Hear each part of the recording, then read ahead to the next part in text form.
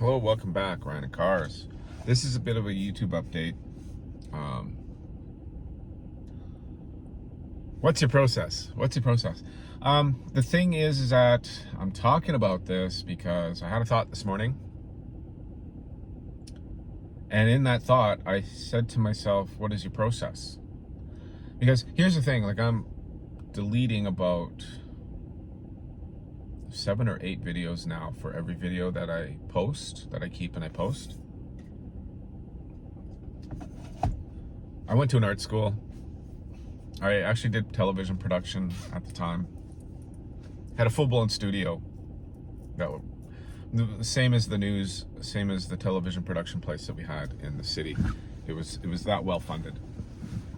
And it's not why I went to the school. It was just one that I picked up as I had a spare, and I took this television course, and I ended up taking it all the way through high school. So all production things. But I was also, like, I went there for arts. I went there for commercial art and the fine art part. And whenever we met with people who wanted to pay money or who were interested in art, and we'd have to sit and mingle with these people, people involved in the art world for where we were living. And that question came up all the time. They were more interested in what was your process than the actual painting, whether it looked good or not. Like, I mean, when you go to IKEA or Home Depot or whatever, and you look at oh, that's a pretty picture, let's go put that up on our wall, at home, let's buy that one, it's on sale. That kind of thing. No, the patrons and stuff like that, the aficionados of art, the connoisseurs, they were always more interested in how it was made. What was how did you tear your heart out and put it on a thing? That, which makes sense because, people want emotional attachment. They want a story behind something, right? And that's when you hear about crazy artists doing crazy things to canvases, and that's when, they get bought. Like Banksy is hilarious. Yes, the paintings are one-offs, but it's the story behind them that makes them the thing, right? That's why they're worth $20 million or $2 million or $5 million or whatever they are that Banksy sells these things for. Because he ruins the painting. He ruins the piece of art, and that's the gimmick. That's the gimmick. I love him for that. But this morning I'm like, it's just, I did my 30-day challenge, and I had to think back to my 30-day challenge, and it was just pump out the videos, do the work. Just do the work, and everything else will kind of like fall in place, sort of thing. Like, you will learn as you go, and it will teach you everything you need to know about YouTube to do YouTube. Now, I picked YouTube as a hobby. For anybody who is new here, who hasn't watched these from the beginning, I chose talking about cars as a hobby and putting them on YouTube because a friend does it, and he recommended it to me. He found it very helpful for him to do this, and I took his advice and I did it my way. And I didn't want it to get too artsy-fartsy or too creative or anything like that. I just found when I'm sitting in cars with people, I end up talking about cars and I go off on that topic. And when I'm with my friend who recommended the YouTube thing to me, that's what happens with us. We talk about cars and days will disappear. 4 hours is not enough time. So I thought, hey, why not make a video? Instead of chatting to somebody and talking their ear off, I'll talk the ear off of somebody who wants to listen, listen to me talk about cars, right? And so that, in creative process stories, that's what this is. That is me putting it on the camera. So, but this morning, like, what is my process in order to, to make these videos or whatever? And I'm like, geez, what do? I make about 8 videos. I try talking about a topic for a certain amount of time, and if something happens, I was just filming one and the camera fell off the windshield. The one before I was making said storage is full. I was like, oh, now I gotta delete all this. So it tells me that whatever I'm saying isn't really working and don't post it. That's the universe saying, stop. You're doing it wrong. And I listen to that. You know, that's my creative process, I guess. Because this is a creative endeavor. It doesn't really matter if watching my video or watching somebody else. The next video you watch after this, the one that you're just, you know, swiping to click on because you don't want to listen to this, that there's a creative process there. This is a creative endeavor, and I really wasn't looking at it like that at the beginning. I was looking at it like, you know, a job, a technical kind of job. Like I said, came out of my mouth. Do the work, right? Post a video a day. Make sure there's a video a day out there. That's your job. And I was doing that. And I have to come up with things off the fly. I mean, I think I did. My sister made fun of the tire pressure one, right? Because I'd be sitting in a car going, okay, I gotta make a video.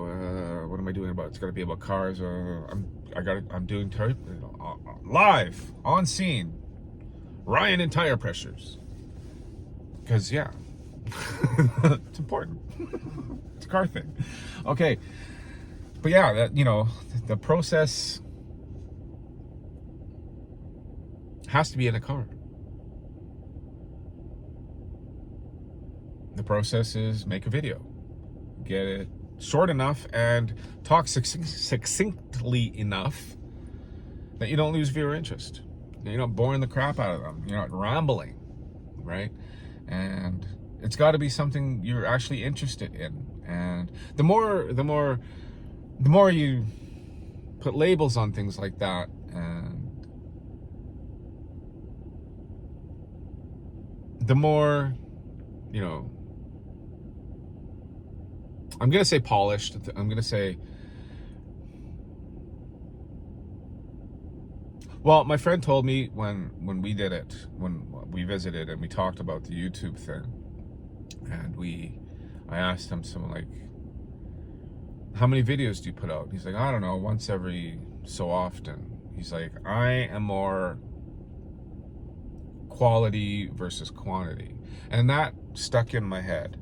And that went through my head every video that I made during my 30-day challenge. Because I'm like, I'm pumping out quantity here. And I know that. And because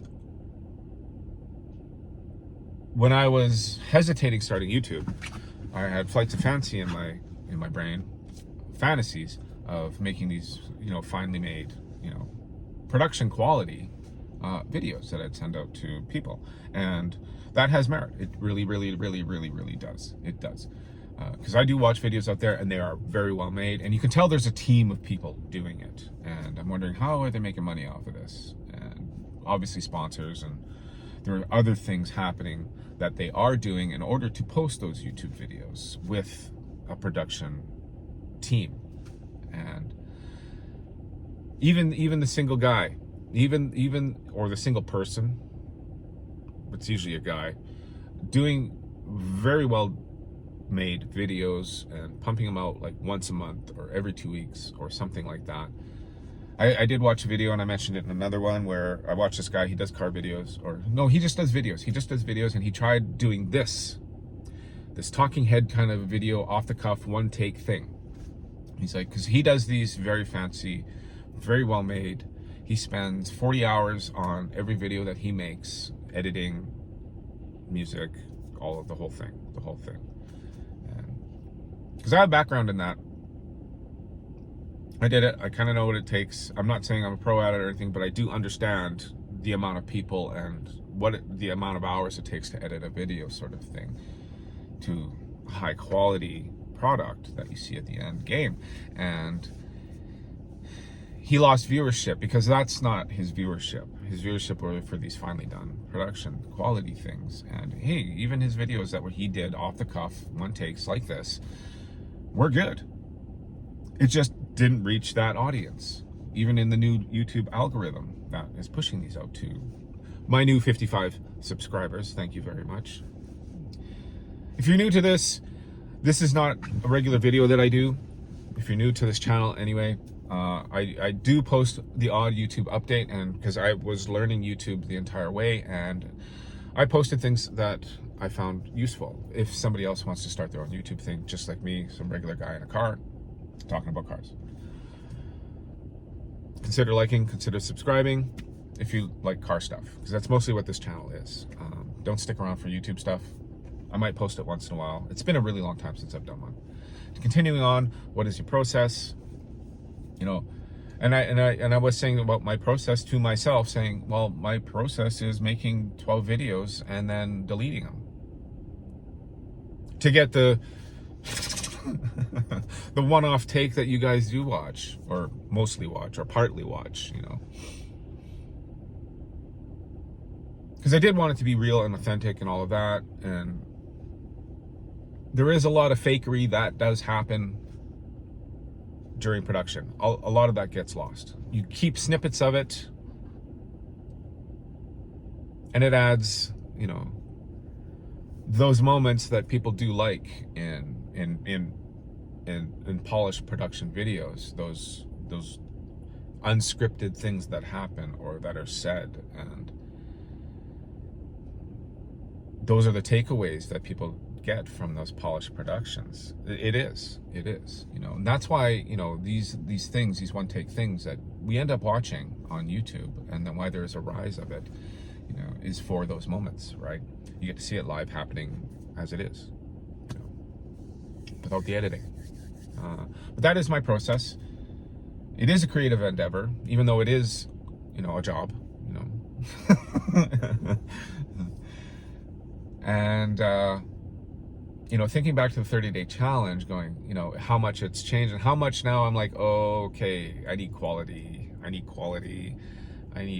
looking for a little bit more quality. Can't just keep pumping these things out, because I'm actually stopping putting videos out every day. I'm thinking 2-3 times a week, and that gives me extra time to make a better video, or to talk, or to stop rambling like I usually do, you know, like I have done, and I will continue to do. It's not going to go away. I'm going to ramble. But in those rambles are thoughts that happen that are perfect. And I think that's why some people stick around. That's it for this video. It's 12 minutes long. If you're still watching, hit like. If you're new, consider subscribing. And I'll see you on the next one.